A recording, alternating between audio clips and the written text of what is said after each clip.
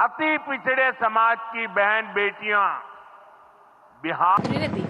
अब आप देखिए, मैं जहां पर मौजूद हूँ इसके ऊपर हेलीकॉप्टर चल रहा है। जिस तरीके की लगातार शिनाख्त चल रही है, जिस तरीके की लगातार यहाँ पर पूरा ऐसा नहीं है कि यहाँ पे टूरिस्ट नहीं है। जाहिर तौर पे जो आया हुआ है वो यही है, उसकी टिकट बाद में है, या आप टिकट करा रहे हैं तो वो बहुत महंगी है, या जम्मू का जो हाईवे है वो ब्लॉक है, तो वो खुशी खुशी यहाँ रह रहा है। और यहाँ के जो लोकल लोग हैं वो भी बहुत प्यार से उनको रख रहे हैं, जिससे वो चाहते हैं कि वो वापस लौट कर आए और टूरिज्म खत्म ना हो।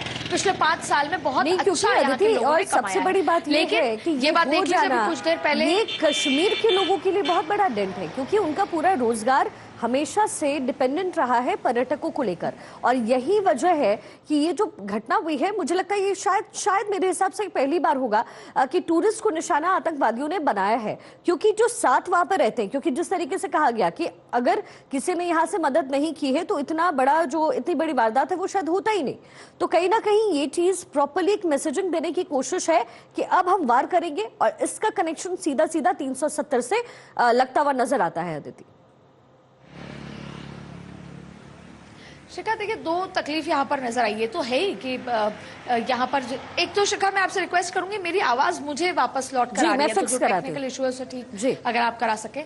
दूसरी बड़ी बात है कि देखिए, यहाँ के जो जितने भी, जैसे मैं अभी जहाँ पर शिकारा के पास खड़ी हूँ, यहाँ के जितने भी जो नाव चलाते हैं वो कह रहे हैं कि 3 दिन पहले हमारे पास फुर्सत नहीं थी, और आज तीसरा दिन है कि हमारे पास कोई नहीं आ रहा है मेहमान जो हमारी आमदनी करे। एक दिन में 3000 की कमाई होती है। मैं एक बार फिर चाहूंगी कि मोहित जी ये दिखाएं, ये जो एक बोट है, ये एक बोट 3.5 लाख रुपए की आती है। और जिस बोट में मैं आज बैठकर उस नाविक से बात कर रही थी, ये बोट 3.5 लाख की है, उसने 1.5 लाख देकर ये बोट खरीदी। अब 2 लाख का उसके ऊपर कर्ज है, और वो ये बात नहीं समझ पा रहा कि ये कर्जा मैं कैसे उतारूंगा। तो एक सबसे बड़ी बात है। दूसरी बात है कि मैंने लगातार इतने लोगों से बात की, लगातार बातों का दौर चल रहा है।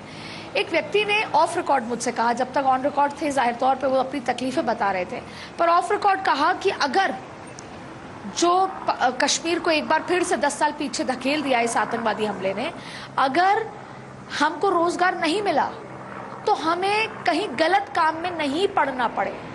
शिखा, ये बहुत महत्वपूर्ण बात कही गई। कई बार पत्थरबाजी और ये तमाम तरीके की चीजें इसलिए होती थी क्योंकि पैसा नहीं था। अब नरेंद्र मोदी ने हाथ से पत्थर लिया और रोजगार दिया था, और रोजगार से बहुत खुश थे। बहुत सारे लोगों ने कहा पिछले 5 साल में हमने बहुत पैसा बैंक में भी जमा करा लिया। जी।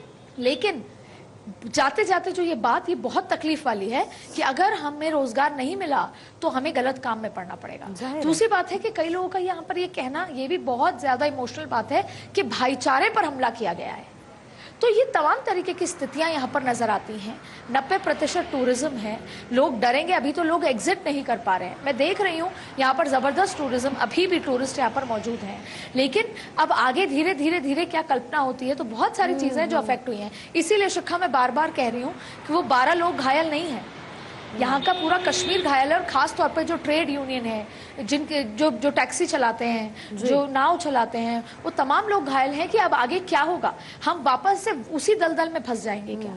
तो डर यहाँ पर बहुत है, और इसीलिए सबको केंद्र सरकार से ये उम्मीद है कि वो जी आदित्य, जाहिर सी बात है, और यही जो है प्रधानमंत्री मोदी की तरफ से संदेश भी आदित्य दिया गया है, ये सोचने पे लोगों को मजबूर करेगा कि अब कश्मीर में जो रंगत अब से कुछ दिनों पहले हम देख रहे थे, क्या वो वापस उसी तरीके से लौटेगा। ये जो कार्रवाई सरकार करेगी, क्या उसके बाद एक बार फिर से जम्मू कश्मीर हरा भरा नजर आएगा। आदित्य, बहुत शुक्रिया फिलहाल आपका।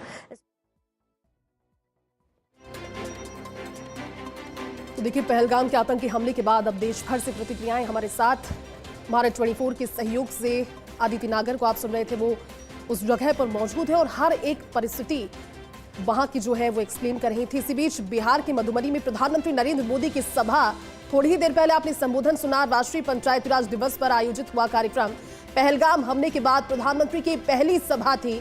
पीएम मोदी ने संबोधन शुरू करते हुए कहा कि 22 अप्रैल को हमने परिवारजनों को खोया, जिनको हमने खोया उन्हें श्रद्धांजलि। आगे कहा कि आतंकी हमले में मारे गए लोगों को नमन। इस आतंकी हमले में किसी ने अपने बेटे को खोया, किसी ने भाई को, किसी ने जीवन साथी। पीड़ित परिवारों के साथ पूरा देश खड़ा है।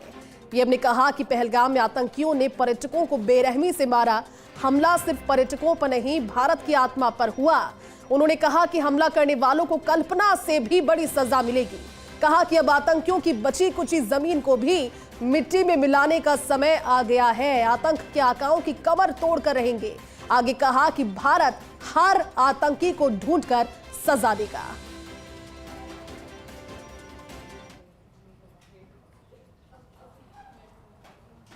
मैं बहुत स्पष्ट शब्दों में कहना चाहता हूं, जिन्होंने ये हमला किया है उन आतंकियों को और इस हमले की साजिश रचने वालों को उनकी कल्पना से भी बड़ी सजा मिलेगी। सजा मिलकर के रहेगी।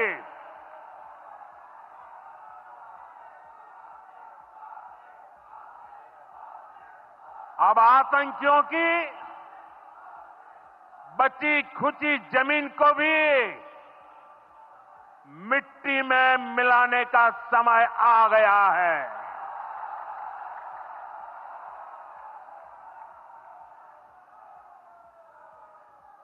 एक सौ चालीस करोड़ भारतीयों की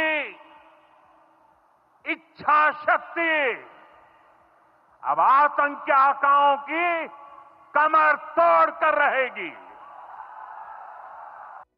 देखिए, आपने सुना, आवाज से ही उनका क्रोध, उनका जो भाव था, उनका जो समर्पण था, उनका जो दृढ़ निश्चय है इस काम को करने का, वो साफ झलक रहा है। और जो मैसेज है ये सिर्फ बिहार और मधुबनी तक नहीं बल्कि पूरे विश्व तक पहुंचा है।